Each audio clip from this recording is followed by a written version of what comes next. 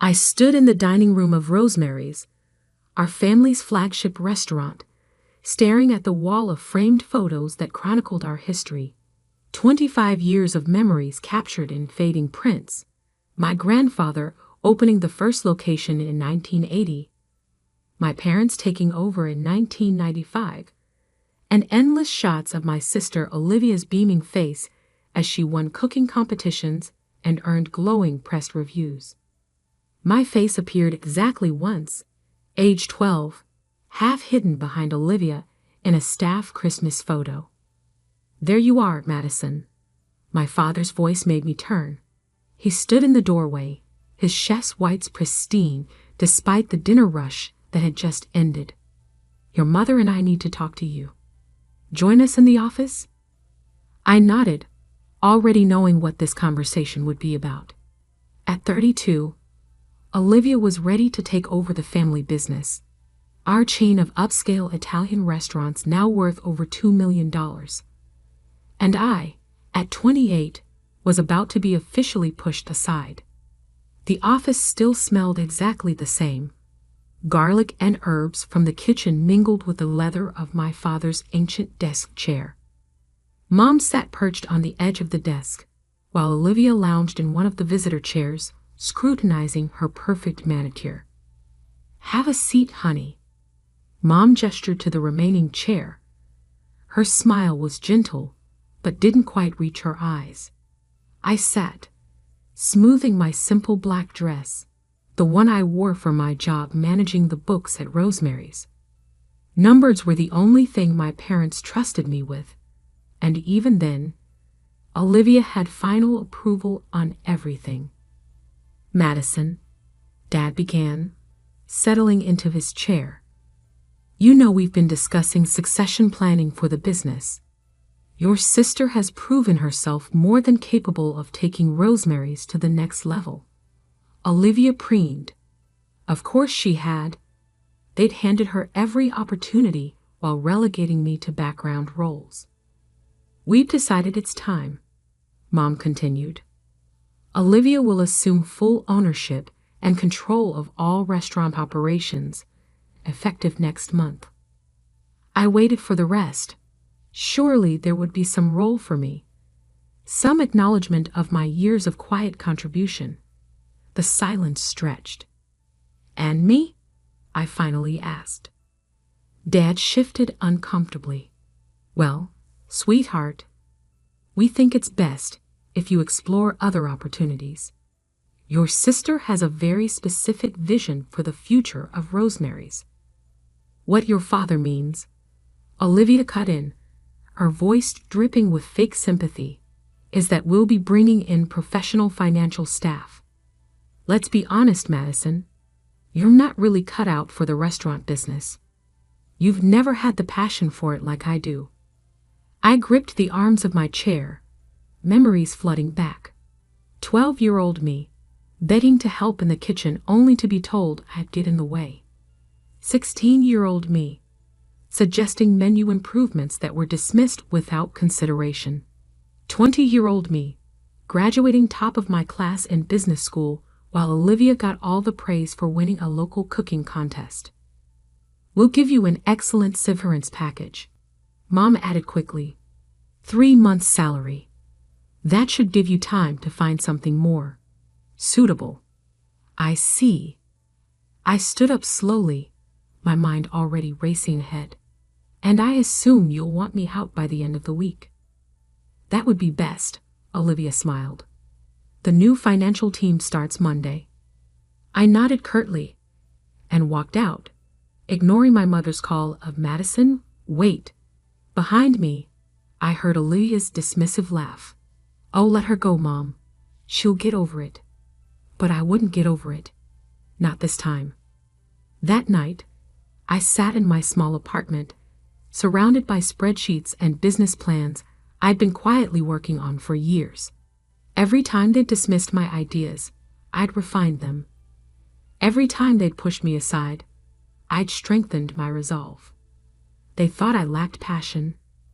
They had no idea.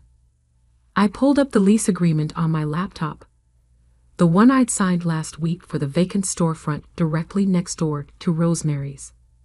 The landlord had been surprised when I offered above market rate, but location was everything. Opening my meticulously organized files, I reviewed my concept again. While Rosemary's catered to the dinner crowd with white tablecloths and $40 pasta dishes, I saw an untapped market. Young professionals wanting quality coffee, fresh pastries, and quick but sophisticated lunch options. A modern cafe with Italian influences, but none of the stuffiness.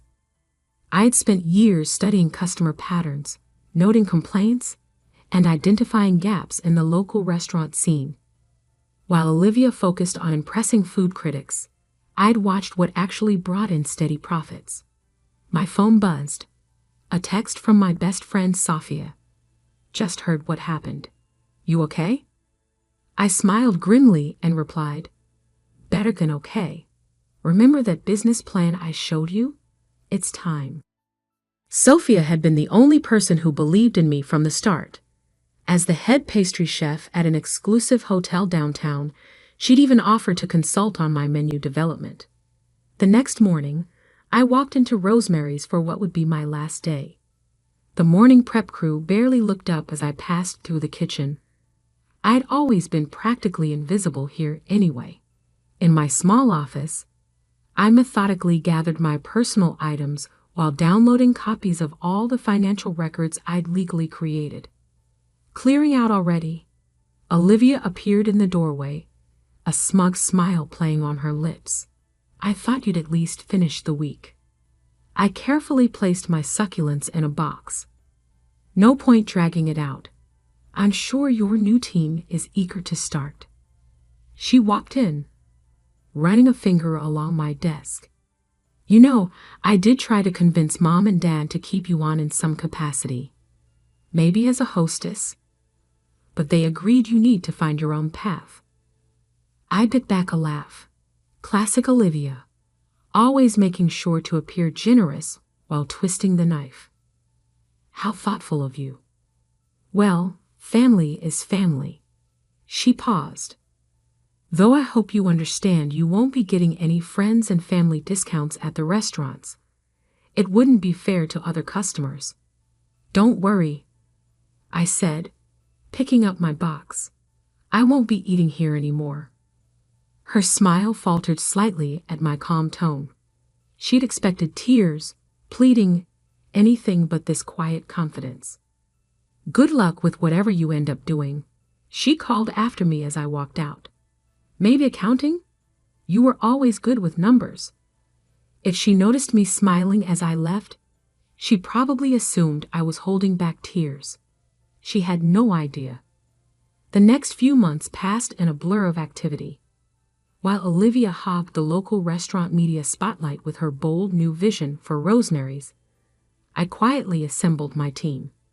Sophia agreed to oversee our pastry program while maintaining her hotel job. Her reputation alone would draw attention. I hired Maria, a brilliant young barista who'd won several regional competitions but felt stifled by corporate coffee chains. Jack, a former line cook from Rosemary's who'd quit after Olivia took over, signed on to run our savory kitchen. He brought with him several other staff who'd grown tired of my sister's management style. The construction crew worked day and night transforming the empty storefront. Floor-to-ceiling windows would flood the space with natural light. The coffee bar, crafted from reclaimed wood and Italian marble, would be a showpiece. Every detail was carefully chosen to create an atmosphere that was both welcoming and sophisticated. I threw myself into every aspect of the business. While managing construction, I also focused on brand development, menu testing, and staff training. My savings account dwindled, but my small business loan would cover the remaining startup costs. I had one shot at this, and I wasn't going to waste it. The day we installed the sign was when reality truly hit home. Mattina, meaning morning in Italian, in elegant gold letters against deep blue. Through the construction barriers, I could see Olivia watching from Rosemary's window, her expression unreadable. Let her watch. Let them all watch. 2 weeks before our planned opening, I was reviewing coffee bean orders when Jack burst into my office, his face pale. Madison, you need to see this. He handed me his phone, open to the local restaurant news website. The headline made my blood run cold. Rosemary's ANNOUNCE NUCAFA CEPT Bureau and beloved Italian flavors to breakfast and lunchy. My hands shook as I read the article. Olivia was launching a cafe menu at all Rosemary's locations. Breakfast pastries, gourmet sandwiches, specialty coffee drinks, nearly identical to what we planned. And they were starting with the flagship location, next door. They must have gotten wind of our concept. Someone had talked, or they'd seen our permit applications, and now they were trying to crush us before we could even open. I looked up to find my entire team watching me anxiously. They'd all taken huge risks to join this venture. Some had quit stable jobs. They believed in my vision, and I couldn't let them down. Call everyone in, I said, standing up. Emergency meeting in 20 minutes. As my staff filed into our unfinished dining room, I took a deep breath. This wasn't over. In fact, it was just beginning. My family had underestimated me my entire life, but they'd never seen what I was truly capable of. Time to show them. The emergency team meeting lasted until midnight. Empty coffee cups and discarded ideas littered our makeshift conference table, a piece of plywood balanced on sawhorses.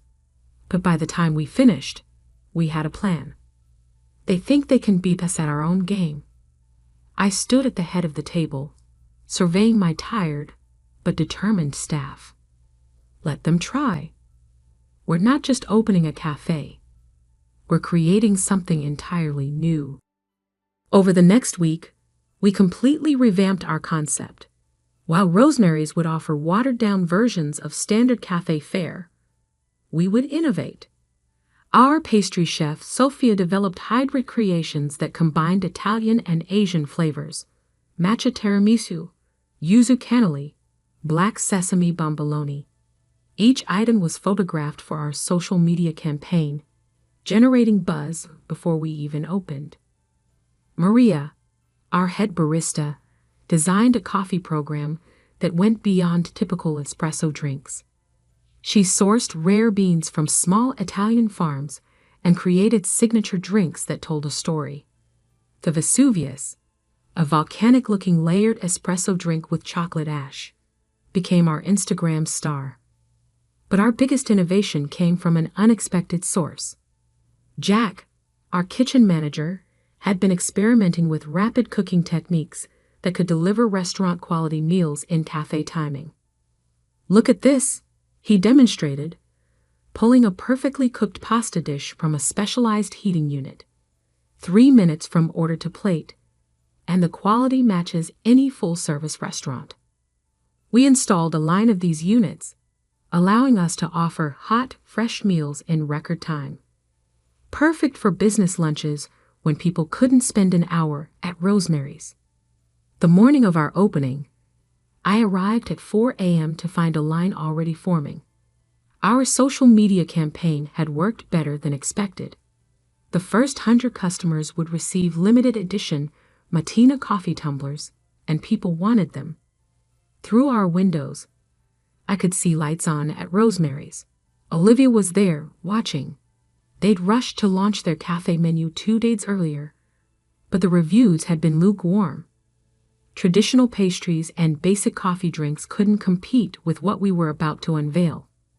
At precisely 6 a.m., I unlocked our doors. The space was stunning, modern yet warm, with that reclaimed wood and marble bar as our centerpiece. The aroma of freshly baked pastries and specialty coffee filled the air. "Welcome to Matina," I greeted the first customers, a group of young professionals headed to nearby offices. Their eyes widened as they took in the display case filled with Sophia's creations.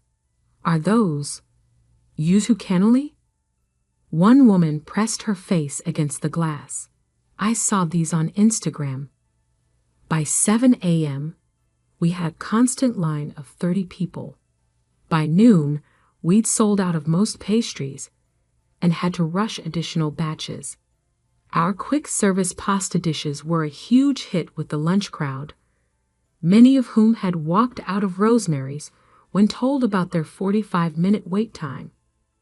I was expediting orders when I saw them, my parents and Olivia, walking through our doors.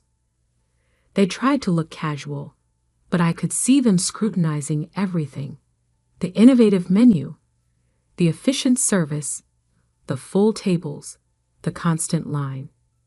Olivia picked up a menu, her perfectly manicured fingernails gripping the recycled paper. "Fast casual Italian fusion," she sniffed. "Hardly authentic." I stepped out from behind the counter, radiating calm confidence. "Can I help you find something? The black sesame bomboloni are our best seller this morning." "Madison," my mother started, then faltered as she looked around the busy cafe. This wasn't the failing business they'd expected to find. My father cleared his throat. "Interesting concept you have here, though I'm not sure it fits with the neighborhood's character." I gestured to our packed dining room. "The neighborhood seems to disagree. Now, if you'll excuse me, we have customers waiting." They left without ordering, but I knew this wasn't over. Olivia's face had that look, the one she got when plotting something. Sure enough, 2 days later, Rosemary's announced they were slashing their breakfast and lunch prices by 30%. "They're trying to undercut us," Jack worried, showing me their new menu. "We can't match those prices and stay profitable." "We don't need to," I assured him. "Quality speaks for itself." I was right. Despite Rosemary's price cuts, our business kept growing. Word spread about our unique offerings and quick service. Food bloggers raved about our fusion pastries. Local offices started ordering catering. We had lines out the door every morning. Then came the call that changed everything. "Ms. Bennett." The voice was crisp, professional. "This is Marcus Chin from Venture Capital Partners. We've been hearing interesting things about Matina. Would you be open to discussing expansion opportunities?" I sat down, my hands shaking slightly. This was it, the chance to grow beyond what my family thought possible. But first, I had to handle a more immediate crisis. Sophia burst into my office, her chef's coat dusted with flour. "Madison, we have a problem. Someone's been trying to poach our staff, offering double salary to work at Rosemary's new cafe division." I smiled grimly. Of course Olivia would try this tactic. Call a staff meeting. Time to let everyone in on phase 2 of our plan. The next morning, I walked into the VC meeting with a detailed expansion proposal, not just for 1 or 2 new locations, but for a complete reimagining of the quick service dining industry. "Our goal isn't to compete with traditional restaurants," I explained, pointing to my projections. "We're creating a new category entirely. High-end quality with fast casual efficiency. And we can replicate this model anywhere." Marcus leaned forward, intrigued. "And your current location's numbers support this?" I handed him our first quarter financials. His eyebrows rose as he reviewed them. "Very impressive. But I have to ask, what about competition? Particularly from established local restaurants." He was diplomatic, but I knew he meant Rosemary's. "Competition drives innovation," I said confidently. We've already proven we can succeed against established players. Now we're ready to expand that success. 2 weeks later, I signed the investment deal. $10 million in first-round funding with an aggressive expansion plan. We would open 5 new locations in the next year, each with our signature blend of quality, speed, and innovation. The news hit the local restaurant scene like a bombshell. Olivia's attempts to copy our concept suddenly looked small and derivative. Everyone was talking about the future of dining, and Martina was leading the conversation.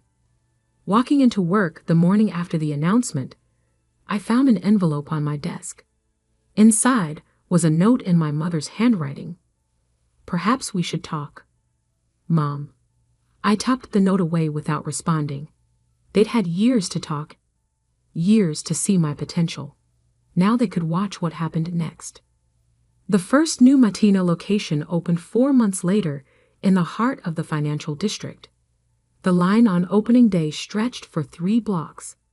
2 months after that, we launched in the trendy arts district, adding evening hours and a wine program.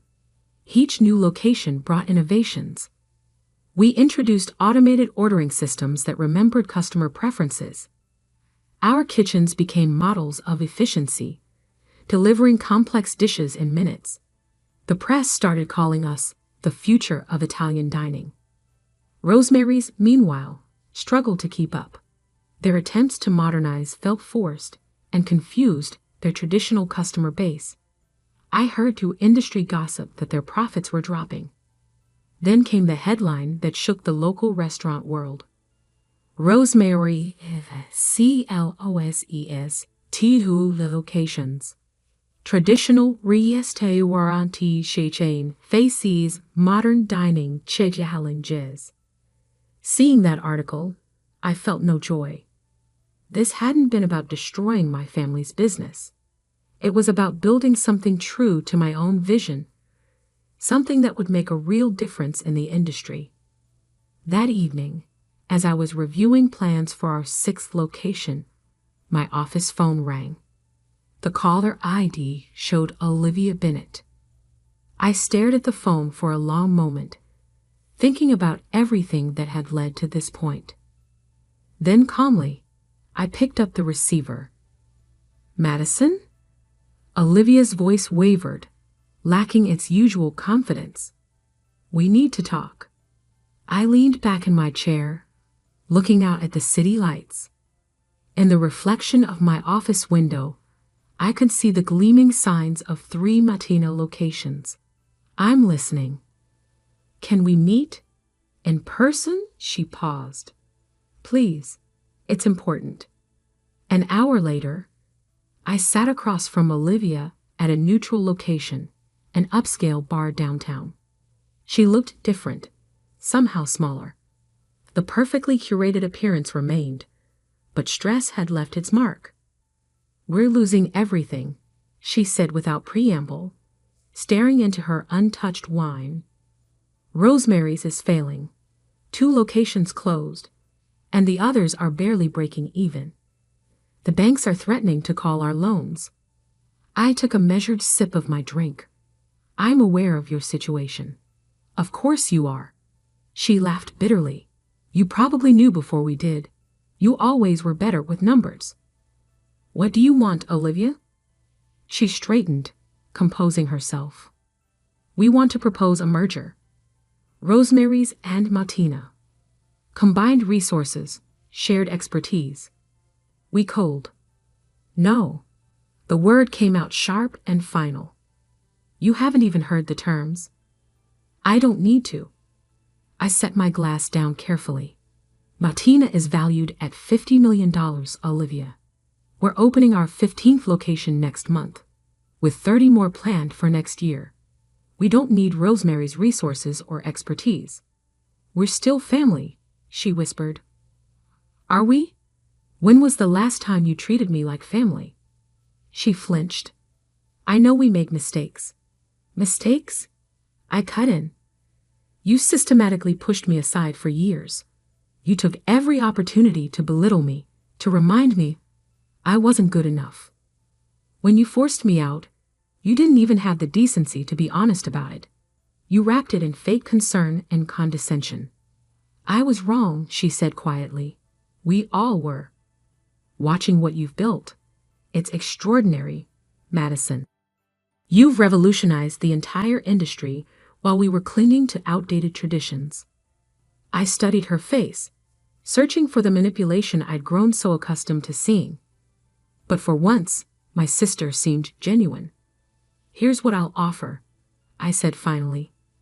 Not a merger. Martina remains independent, but I'll buy the original Rosemary's location, the one grandfather built. I'll keep the name and some signature dishes, but modernize the concept. A single high-end dinner venue to complement our fast casual empire. And the other locations? Close them. They're not viable anymore. Use the sale proceeds to pay off your debts. After that, if you're interested, we might discuss a position at Martina. Entry level. No special treatment. You'd have to earn any advancement. Her eyes widened. You'd really give me a chance? After everything? Everyone deserves a chance to prove themselves. I had to build mine from nothing. You'll at least have a foundation. 2 days later, I sat in my parents' living room, reviewing the sales contract for Rosemary's. My father kept shaking his head, staring at the purchase price. All these years, he murmured. We never saw. You saw what you wanted to see, I replied, initialing another page. You decided early on that Olivia was the successful one, the one with potential. You never bothered to look deeper. My mother dabbed at her eyes with a tissue. Can you ever forgive us? I paused, considering the question. I'm not angry anymore. Building Martina taught me something important. Success isn't about proving others wrong. It's about proving yourself right. The acquisition of Rosemary's flagship location made headlines in the restaurant industry. But the bigger story came 3 months later, when Martina announced our nationwide expansion plan. 100 locations across the country, plus our first international ventures in London and Tokyo. The day we opened the reimagined Rosemary's, I stood in that same dining room where the family photos hung. The wall had been redesigned, now telling a different story. Photos of grandfather still held pride of place, but alongside them were images of Martina's journey. My journey. Olivia, now 6 months into her role managing quality control for our pastry program, joined me. I heard Tokyo's opening beat all projections, she said, and London's already got a waiting list for franchises. I nodded. The Dubai team flies in next week to discuss Middle East expansion. She shook her head in amazement. A global empire, built from a tiny cafe next door. You know what the irony is? If we hadn't tried to copy your concept that first day, if we just let you do your thing, Rosemary's might have survived. Maybe, but then I might not have pushed so hard to innovate. Sometimes our biggest challenges lead to our greatest successes. Later that night, after the last customers had left and the staff had gone home, I sat alone in my office reviewing expansion plans. On my desk sat a small plaque, given to me that morning by my team. It read, Madison Bennett, founder and CEO, Martina International, from a single door to a worldwide welcome. I picked up the plaque, running my fingers over the engraved words. Success wasn't just about the money, the locations, or even proving my family wrong. It was about staying true to your vision, even when no one else could see it. My phone buzzed. Photos from the Tokyo location's soft opening. The lines stretched for blocks, just like that first morning next door to Rosemary's. But now, the crowds weren't just waiting for coffee and pastries. They were waiting to be part of something revolutionary. I opened my laptop to review the latest innovation proposals from our R&D team. We were exploring AI-driven ordering systems, sustainable sourcing initiatives, and revolutionary kitchen automation. The $50 million empire was just the beginning. The sun was rising by the time I finally left the office. I passed the original Matina location, now a historical landmark in our company's story.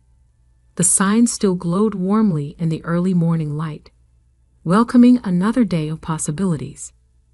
My family had given me nothing, believing I'd amount to nothing, but they taught me the most valuable lesson of all.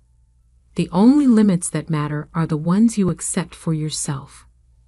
Standing there in the growing light, I smiled. Time to start another day of proving just how limitless those possibilities could be.